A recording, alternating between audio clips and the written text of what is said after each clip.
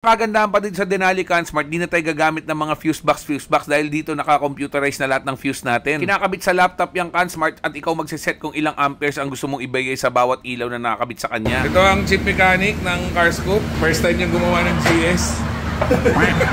First time mo ba, boss?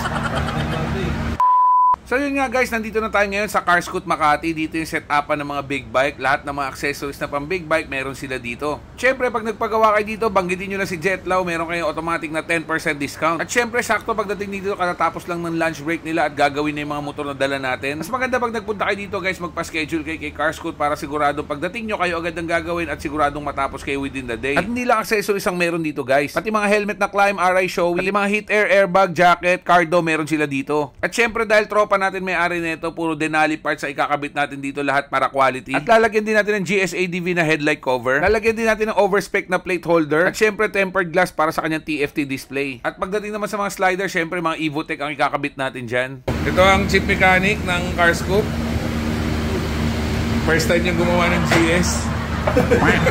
First time mo ba, boss?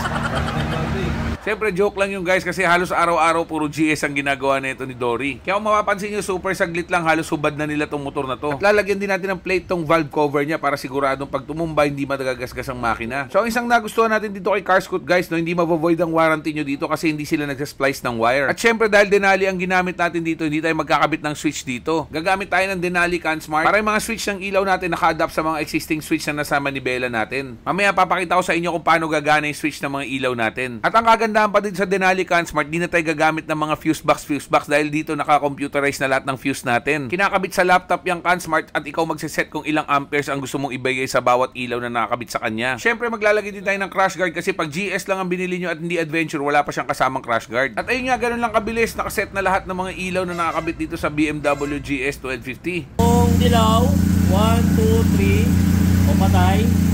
Yung puti, long press.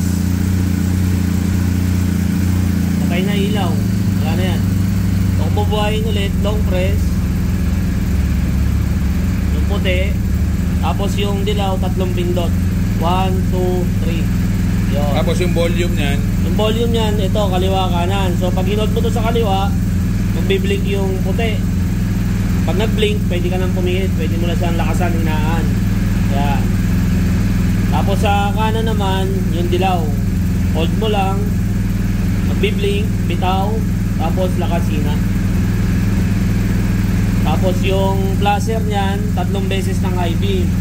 1, 2, 3, pipitik yan. Sa busina.